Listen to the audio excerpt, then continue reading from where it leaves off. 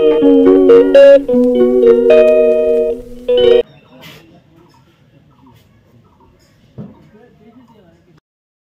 না রোববার মানে কি, তবে রোববার মানে আমার কাছে যেই কাজগুলো আমরা জমে রাখি সেই কাজগুলো করা, আর একটুখানি কাছাকাছি, আর তার সঙ্গে যদি থাকে ভালো মন্দ খাওয়া দাওয়া, ব্যাস এতটুকুই। তো আজকে যেহেতু রোববার, তো খাওয়া দাওয়া হবে কিনা সেটা জানি না, তবে আজকে কাজগুলো কিন্তু হবে। যেমন জমানো কাজ থাকে যেগুলো আমরা ভেবেই রাখি যে না থাক আজকে করব না, এটা রোববারে করব, বা যেদিন ফাঁকা থাকবো। বেশিরভাগ সময় কিন্তু বেশিরভাগই রোববারটা ফাঁকা থাকে। আর এখন আমার যদিও স্কুল কলেজ কিছু নেই, তবুও আমার কেন জানি না মনে হয় যে রোববারটা আমি একটু বেশি ফাঁকা থাকি বলতে রোববারে একটুখানি বেশি কাজকর্ম হয়ে যায়। তো আজকে ভাবছি ঘরের পর্দা, দরজা জানলার সেগুলো ধুয়ে দেবো, তার সঙ্গে বিছানার চাদরটাও কিন্তু সকাল সকাল পাল্টে নিয়েছি, মানে বিছানার চাদরও ধুয়ে দিব। বালিশ কভারগুলো যেহেতু নতুন, তো সেগুলো নোংরা হয় না, তো সেগুলো ধুচ্ছি না, সেগুলো পরে ধোবো। এতগুলো আর একসঙ্গে ধুতে পারবো না। আজকেও উঠেছি খুব ভোরবেলা, আজকে উঠেছিলাম 6:30টার দিকে ঘুম থেকে উঠে, কিছু এডিটিংয়ের কাজ ছিল সেগুলো কমপ্লিট করে নিয়েছি বিছানার মধ্যে, মানে বাসি বিছানাতে। তারপরে এখন বিছানা গুছিয়ে নিচ্ছি। মা দেখো ওইদিকে ব্রাশ করছে, মা ব্রাশ করে রান্নাঘরে চলে যাবে, রান্নাঘরে রান্নাবান্না করবে, আর এদিকে আমি টুকটুক করে যা সমস্ত কাজ আছে সেগুলো করব।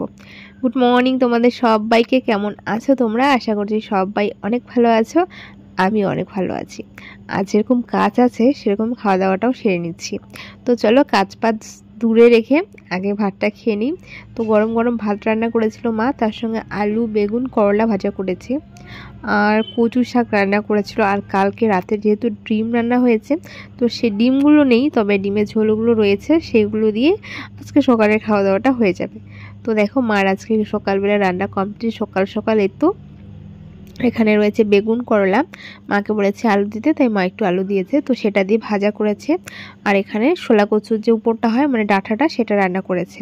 তো কচু শাক মোটামুটি ভালোই লাগে। আমাকে একজন কমেন্টে বলেছিল যে কচু শাক খেলে নাকি গলায় ধরে। তো কচু শাকটাকে যদি একটু জলে গরম করে ভাপিয়ে ফেলা যায় আর বেশি করে লঙ্কা দিয়ে রান্না করা যায়, আমার মনে হয় না যে কোনো কচু শাক গলায় ধরবে।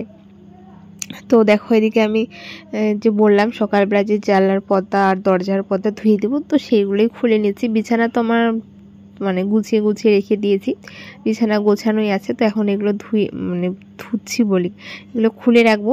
আর সেই যে পয়লা বৈশাখের আগে আমি সুকেসের যে কভারটা ছিল সেটা ধুয়েছি, তবে ওয়ার্ড্রপেরটা আর ধোয়া হয়নি, তাই সেটা আজকে ধুয়ে দিচ্ছি। আর সেটা যেহেতু সাদা, না ধুয়ে না কিরকম মরচে পড়েছে, মানে যেটা জামা কাপড়ের মধ্যে পড়ে আর কি, সেটা পড়েছে, তো খুব বাজে লাগে। আর ধোয়ার পর আর ওখানে যেহেতু জিনিস থাকে, মানে পুতুল টুতুল সাজিয়ে রাখি, তাই নোংরাটা চোখে পড়ে না, তবে খুব বাজে লাগে।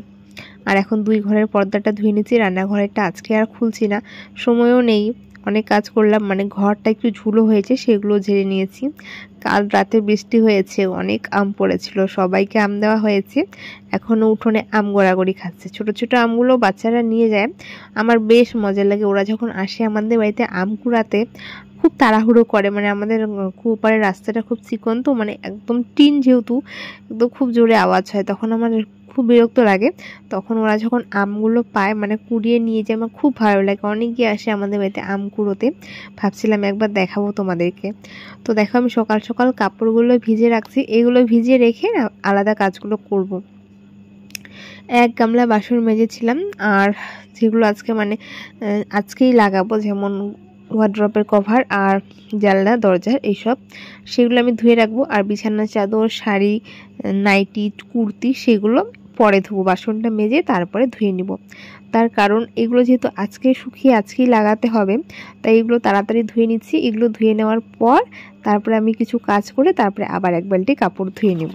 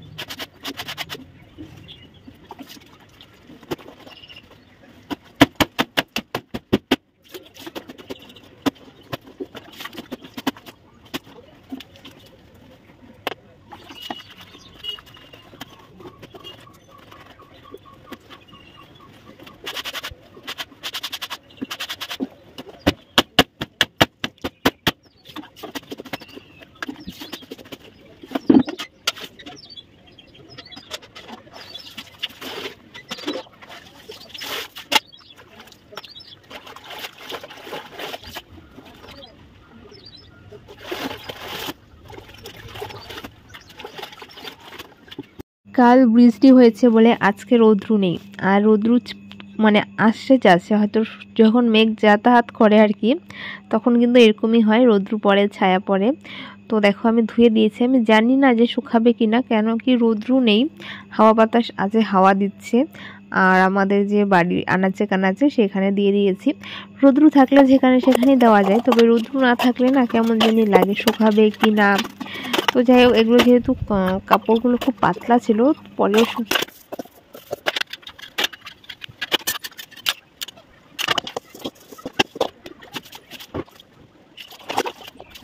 আজ যেহেতু ভেবে রেখেছিলাম অনেকগুলো কাপড় ধুয়ে দেবো, তাই আমি কিন্তু ঘুম থেকে উঠে এক গামলা বাসন মেজে নিয়েছি। আর এই যে এখন বাসনগুলো মেজে নিচ্ছি, এগুলো সকালে খাওয়া দাওয়ার পর বাসি রান্নাঘরটা গুছিয়ে যে সমস্ত বাসন বেরিয়ে আসে, তো সেগুলি, তো এগুলো আমার বাসন মাজা কমপ্লিট। তো এখন বাকিটুকু যে কাপড় আছে তো সেগুলো ধুয়ে নেব।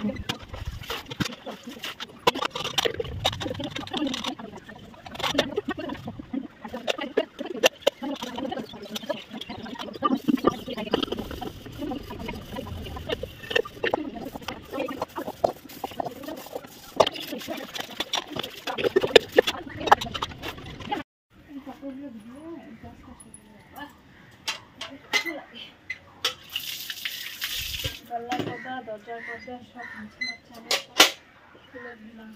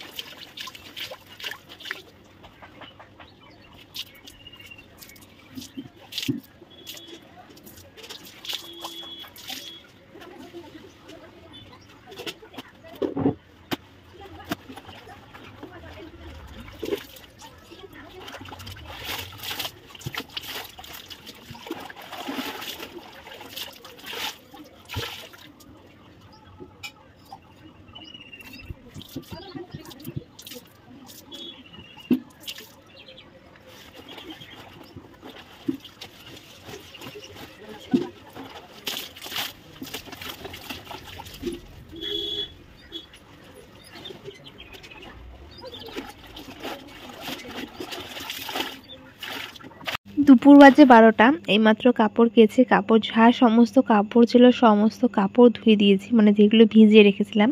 প্রথমত ভেবেছি যে যতটুকু পারবো ততটুকু ধুবো, বাকিটুকু রেখে দিব মায়ের জন্য। তারপরে ভাবলাম যে না থাক, আমি ধুয়ে দিই। আর একটা একটা করে ধুতে ধুতে সমস্ত কাপড় কিন্তু মানে 2 বালতি কাপড় ধুয়েছি, সমস্ত কিছু যা যা ভিজেছি সবটাই ধুয়েছি। আর এখন এই যে মানে আমাদের বাড়ির সামনেটুকু যেটুকু খুব বাজে লাগে দেখতে, তো আমি সবসময় চেষ্টা করি মানে কাজের ফাঁকে বা ইচ্ছা করলেও ইচ্ছা না করলেও এইটুকু কাজ মানে সমস্ত যা কাজ আছে সেগুলো কমপ্লিট করে নেওয়ার পর এই যে আমার বাড়ির সামনেটুকু আছে যেখানে আমি প্লাস্টিকগুলো দিয়ে রাখি, সেইগুলো সরিয়ে যদি সময় থাকে বা ইচ্ছে করে মুছে রাখি, আর যদি ইচ্ছে না করে তবে ঝাড় দিয়ে রেখে দিই। ঠিক যেমনটা আজকে এত বাসন মাজা আর এত কাছাকাছি করার পর আজকে আর মুছতে ইচ্ছে করেনি, তো আজকে এইভাবে রেখে দিয়েছি। আর এই যে আমার ঘরটা এখন তো জানোই মুছামুছি খুব কম হয়, তো 2-3 বেলা করে ঝাড়টা দিয়ে নিন। সকালে একবার ঝাড় দিয়েছি, এখন দুপুরে আরেকবার ঝাড় দিলাম, মানে অর্ধেক উঠোন ঝাড় দিয়ে ঘরটা ঝাড় দিয়ে বের করেছি, এখন পুরো উঠোনটা ঝেড়ে দেবো। ওই যে টুকটুক করে আমগুলো পড়ছে, আর ঝাড় দিতে খুব অসুবিধা হয় যেহেতু আমগুলো খুবই ভারী। তো এই পাশে মানে আমাদের উঠোনেও আম পড়ে, আবার পিছনেও পড়ে, কুয়োপাড়েও পড়ে, মানে আমের গাছটা এমন জায়গায় সব জায়গায় আম পড়ে। কাজ করতে করতে হঠাৎ ফোন আসলো, আমার একটা অর্ডার এসেছে, তো পার্সেলটা রিসিভ করব। তো যাই হোক, আমি কাজ করছিলাম, তো কাজ করতে করতে যেহেতু ফোনটা আসে, তো আমি বললাম আমাদের বাড়িতে একটা বোনও এসেছে, তাকে বললাম যা পার্সেলটা নিয়ে আয়। তো আমাদের বাড়ি পেরিয়ে একদম সামনে যে মন্দিরটা আছে তো সেখানে চলে গিয়েছে, তো সেখান থেকে ও নিয়ে আসলো। তো অর্ডারটা আমি যেটা দিয়েছি সেটা আমি দিয়েছিলাম ফ্লিপকার্টে, আর দিয়েছি সেটা হচ্ছিল আমার ফোনের ব্যাক কভার। আমি অনেক জায়গায় খুঁজেছি, কোথাও পাইনি। আমার ফোনটা কেনার 2 থেকে 2.5 বছর হচ্ছে, কোথাও পাইনি। যেহেতু খুব পুরনো মডেলটা ছিল তো আমি সেরকম কোথাও পাইনি। তারপরে লাস্ট এই তো ফ্লিপকার্টে খুঁজে তারপরে অর্ডার দিয়েছি। আমি এরকমই চেয়েছি, মানে আমার যেটা ফোন থেকে দিয়েছিল ফোনটা কেনার সময় সেম ওরকমই আমার পছন্দ, হিবিজিবি একদম পছন্দ। স্টোনের খুব ভালো লাগে, তবে স্টোনেরগুলো আমি এখনও পাইনি। তো যাই হোক, অর্ডার দেওয়ার পর মানে আসার পর ওটা ফোনে লাগিয়েছি, খুব সুন্দর লাগছিল, একদম নতুনের মতো। তো তারপরে দুপুরে খাওয়া দাওয়া করে একটুখানি কিছু খেয়ে এখন একটু বিকেলবেলা কাপড়গুলো ভাঁজ করে নিচ্ছি।